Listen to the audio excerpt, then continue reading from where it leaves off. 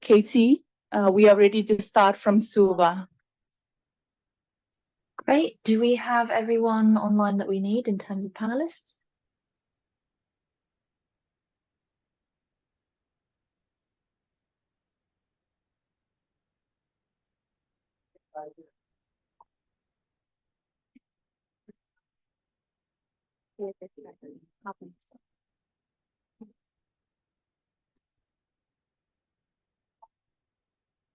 Katie, can we start now? Yep, feel free to make a start.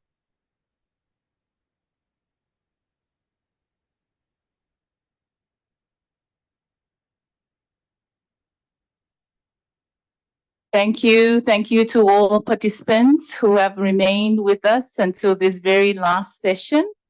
This is now the closing session for the 2023 Pacific Resilience Meeting. And again, a very big thank you for being with us from the start, from the 11th and yesterday until today. I think it has been a very rich and informative 3 days. And a very big thank you for all that joined, including those that are joining from our national hubs across the region. Thank you very much. I am moderating this session, and without further ado, I would like to introduce Sevaloni, who is currently our Pacific Resilience Partnership Youth Chair, who will deliver the youth statement. For everybody's information, we had a youth session on the 6th of October, but also day one, we spotlighted youth taking action, particularly in climate change and disaster risk reduction efforts. Without further ado, I now hand over the floor to Sevu. Thank you. Thank you, Thea, and good afternoon, colleagues. As Thea mentioned, my task this afternoon is basically just to convey the youth outcome statement on behalf of our young people who convened on the 6th of October for the Youth Forum, and also for the Youth Taking Action session during the opening plenary on the 11th. The third PRM meeting on the 6th of October and the PRM Youth Plenary session on the 11th was attended by young people from across the Pacific Island countries and territories under the PRM theme of Our People, Our Strength, Securing Our Pacific Future. Key to the discussion, colleagues, was youth taking action, demonstrating that young people are actively taking action in their countries and in their communities to build resilient communities. The PRM Youth Forum included breakout sessions where participants were able to discuss and deliberate. The PRM meeting plenary session on youth taking action included highlights of youth actions and interactive question and answer session. The PRM Youth Forum began with a statement delivered by Youth Representative Adrian Walter from Vanuatu. He emphasizes that youth are leaders, advocates, agents of change, educators, and equal partners in the resilience agenda.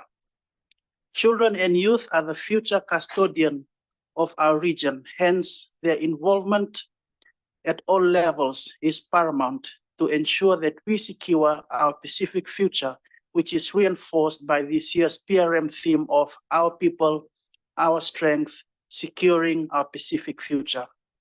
The Secretary General of the Pacific Islands Forum Secretariat, the Honorable Mr. Henry Puna, in his address, highlighted the pivotal role that youth leadership plays in shaping the future. He mentioned, your contributions bring a sense of realism, urgency, and fresh perspective to our policy discussions, unquote. Resilience is no longer a mere aspiration, it is now a necessity for our region, he added. We are committed to supporting and amplifying youth voices. The Director for Geoscience, Energy and Maritime Division of the Pacific Community, SPC, Ms. Rhonda Robinson, in her address emphasized that indeed the role of young people is critical to realize the theme for our 2023 Pacific Resilience Meeting, Our People, Our Strength, Securing Our Pacific Future. Young people carry the hopes and ambitions of our Pacific people to lead a resilient and sustainable future. The Youth Forum focused its discussions around the pillars of resilience, that is, integrate, include, inform, and sustain, and to this end, urge provision of capacity development support to local communities for the integration of policies, programs, and projects in climate change and disaster risk management. Recognize, center, and incorporate traditional knowledge and practices in resilience plans that are contextualized to the Pacific. Encourage the engagement of faith-based organizations in disaster risk management and in the climate change space, including the provision of support and care for the inclusion of key vulnerable groups. Promote green, low-carbon recovery that will contribute to sustainable, environmentally friendly communities, thus reducing the impact of climate change and disasters. Ensure proper tracking mechanisms are in place to monitor the progress for the inclusion of vulnerable groups such as women, children, youth, people with disabilities, and the LGBTIQ community in the resilience space. Call for channeling funding support to support further action. Call for equitable opportunities is provided for young people in rural communities to actively participate in regional, national, and global fora to ensure that the voices of grassroots communities are heard.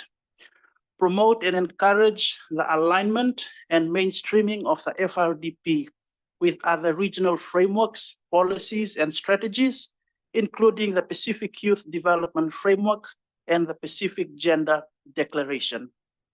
Promote the use of digital platforms and social media in accessing information about disasters and climate change, including the provision of educational campaigns. Support the development of youth leadership and advocacy to ensure that young people continue to be the voice of the region in championing resilience to climate and disasters. Urge the promotion of community engagement and accountability that will promote community dialogue and active participation in disaster risk management, climate change, and low carbon. Encourage the provision of Community Resilience Fund to aid community-based adaptation and plans to reduce the risk of communities to the impact of climate change and disasters. Urge the promotion of clear and coherent intergenerational communication and learning between young people, government, CSOs, and other stakeholders that will encourage stronger collaboration in the resilience agenda. Encourage the engagement of children and youth in the promotion of local and nature-based solutions to resilience. Ensure monitoring and evaluation mechanisms are in place, including information and data management to capture and report on progress and achievements made under the framework of resilient development in the Pacific, including the PRM meeting outcomes and youth outcome statements. Call on donors and partners to provide resources to the Youth Resilience Hub while supporting existing relevant Pacific climate and disaster risk hubs as a mechanism to strengthen resilience and action in the Pacific. Colleagues, to conclude, young people recognize the importance of realizing and supporting the implementation of the framework of resilient development in the Pacific in order to harness climate change and disaster risk action, including preparedness, response, and recovery in the region. We encourage all constituents of the Pacific Resilience Partnership to disseminate and advocate the important messages outlined from young people, recognizing its link to the overall PRM meeting outcomes and its subsequent inclusion in the meeting report by the PRP Taskforce. Vinaka Malo Pafetai. Thank you very much, Sevu, for that. And it's quite encouraging to see our youth very actively engaged, but also advocating for improvement. And given that this region has a very young population, it is good that we support and encourage our youth as much as we can. I would now like to introduce the Pacific Resilience Partnership Task Force co-chair, Ms. Siale, Executive Director of PIANGO, to deliver the closing remarks for the 2023 Pacific Resilience Meeting. Siale.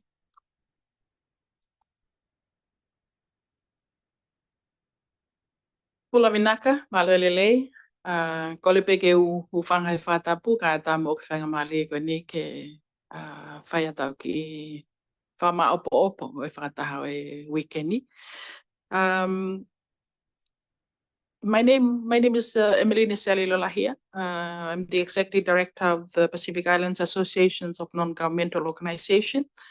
In my role as the co-chair, as our facilitator had make reference to, I'm taking over the role of the chair. One lovely lady from Samoa who is not able to close our 3 days work this week, but I'm happy to take over that role as part of the Pacific Resilience Partnership. It speaks to how civil society and private sector are a critical partner, where we are part of the governance setup, but also co-chair the Pacific Resilience Partnership Task Force, of which we don't often see that in most of our regional platform. And so we are always grateful that civil society and private sector are included in the setup of the FRDP. But before I do get into the formal closing of this session, it's a pleasure to provide a brief summary of the key takeaway from the third Pacific Resilience meeting, which started on Wednesday, proceeded by the PRP Youth Forum on the 6th of October 2023, of which you all had our youth chair had presented the outcome of their meeting. I take this opportunity to thank all of you, as our facilitator this afternoon had made reference to, that have been participating throughout. One of the things that we know that is often challenging is to try to create a virtual platform as well as face-to-face, but you have been very courageous to stay on the program, and I'm sure that has achieved that whole purpose of why it's been set up as such.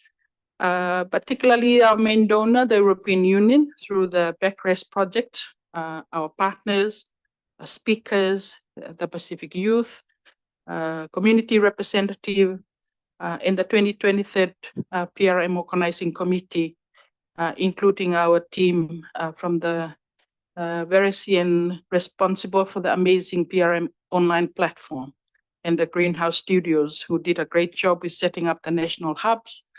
Your contribution and commitment has made this a very successful event. I also acknowledge the government of the Cook Islands, and specifically the Foreign Affairs and the Climate Change Division, for organizing the beautiful opening ceremony that reminded us of the need to embrace our tradition and our cultural knowledge, keeping people at the center of our actions and approaches, while working collectively towards our vision for a resilient and prosperous Pacific. Also, spotlighting the youth as part of the opening ceremony really emphasizes why securing our Pacific future is so important. The third PRM meeting has brought together over 300 participants, hailing from government, private sector, civil society organizations, development agency, local, national, regional, and international organizations, youth, community representatives. It has been heartening to have even new sectors participating this year. Representations from the education sector, the water utilities, a focus on our food system, and reaching communities outside our capital areas, including Chuuk in the Federated State of Micronesia, and Christmas Islands in Kiribati. A little over 2 years ago, through necessity, we convened the PRM virtually. This year, we wanted to build on the virtual platform arrangement and provide opportunity for greater participation through 15 physical hubs across the region. While this has not been easy and has many challenges, it has been pleasing to see the numbers of participation through the 3-day meeting. Many of these participants may not have been able to attend a physical meeting if we had held it in a single regional venue. As emphasized when invited everyone to attend, your voices and feedback matter. The PRM is unique that it is a space for equal participation, equal voice by all stakeholders, through which we can all share our actions and experiences that together contribute to implementing the framework for the resilient development in the Pacific, FRDP. The 2023 PRM theme, our people, our strength, securing our Pacific future, has been highlighted through the examples being showcased, with many actors coordinating, collaborating, and advocating across sectors to mobilize resources and engage communities to take actions at local and national level for their own benefit. It starts with us, and it is about us, our people, our strength. The program was aligned around the 4 pillars of the Pacific resilience: integrate, inform, include, and sustain, with plenary sessions setting the scene for each day. On day 1, we started with the first plenary sessions led by youth. The region has seen many disasters in the past 2 years, and we were reminded that our first responders are in the main young people aged between 24 and 35 years old. Youth are leading much of the action in disaster risk management and response. The technical sessions focus on different sectors that contribute to our resilience, including a focus on community resilience and their central role in driving nature-based solutions, advancing school safety, climate finance, and ensuring value for money in investment. The Learning Lab gave us an insight into what knowledge programming was about and how it can assist with critical decisions tailored for the Pacific. For day 2, the plenary centered the discussions on water security. Water is a sense of the life, and what is dignity when there is no water, when there is no toilet. You know, some of those key things that has been articulated that are often not being discussed in the Pacific, but is important. And despite the fact that our region faced water security issues, life has to go on, because as one of the speakers reminded us, our people make the most of what we have. As the Pacific goes on into the El Nino phase, we need to prepare for both little water and too much water. Building water security requires investment in water resources management and building reliable and resilient water systems that are fit for purpose, with everyone having a part to play, because water is a connector to building resilience, food system, health, human, and the ecosystem's well-being. The technical sessions highlighted the need to address issues in a holistic manner. Our food system underscored coordinations across sectors, including the private sector, understanding different needs and challenges and diversity of end users, and to build on scientific as well as community knowledge for more effective food system. In addition, while much progress has been made in many areas, we must continue to support the engagement and participation of women and girls, people living with disability, gender and binary and non-binary people in the decision-making. The Learning Lab provided an insight into our water security indicators and what that means and what can be done to improve such indicators. Our final day, day 3, the plenary sessions reminded us of the importance of partnership and how it can enhance our work towards resilience, with the understanding that partnerships are made up of people, of all of us working together. We are stronger together. The technical sessions highlight the different issues that this region faces through climate mobility or immobility, the ties to the land, even if people are no longer residing on their ancestral land, and the desire to stay rather than move. Financial protection to ensure we are able to recover effectively from disasters, and the need to provide more awareness, outreach, and communication to promote understanding and accessibility to DRF products. More collaboration is needed between the government and private sector to support community efforts. The different impacts on people with disability, including emphasis that accessibility isn't just related to the building environment, it also applied to access to information and services, and the need to make sure that authorities and community leaders are including people with psychosocial disability, not just during but before times of natural disaster. The psychological impacts, including post-traumatic stress from disaster, but at the same time not assuming all people are impacted the same. The power of sports for both physical and mental health, and the fact that children are not responsible for the impacts of climate change, but one of the most impacted. A very clear case of climate justice. Greater awareness and understanding should help guide our more focused and effective approaches. The Learning Lab offered an opportunity to reflect on the past, the future of integrating approaches to disaster risk reduction and climate change adaptation in the context of the review of the framework for the resilient development in the Pacific. In conclusions, the PRM has successfully brought together committed individuals representing a wide range of sectors and interests. Together, we have had a chance to share, explore, discuss ideas and best practices in building a resilient Pacific. Importantly, we have had many great stories and endurance and hope and faith that communities and individuals experiencing great shocks and change and rising above this while helping others to do the same. So the question is, what's next? What do we do with the new knowledge to drive the change? Based on our understanding of our local context and our relationship as the basis of our partnership, we are looking forward to the next PRM. We hope that we will hear new stories that have been generated, articulated from this year's PRM learning. Our people, our strength, securing our Pacific future. We are stronger together. With these words, I now bring the third Pacific Resilience meeting to a close. Pinakavakalevu.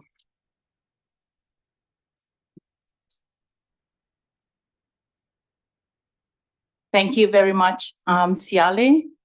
And we would like to share some of the images from around the region. As you are all aware, Fiji is not the only hub. There are hubs in other 14 countries, and we wanted to just share what the hubs have been doing, how they've been interacting, who has been attending. And I hope the learning really reached most of the people that are around the region. Thank you.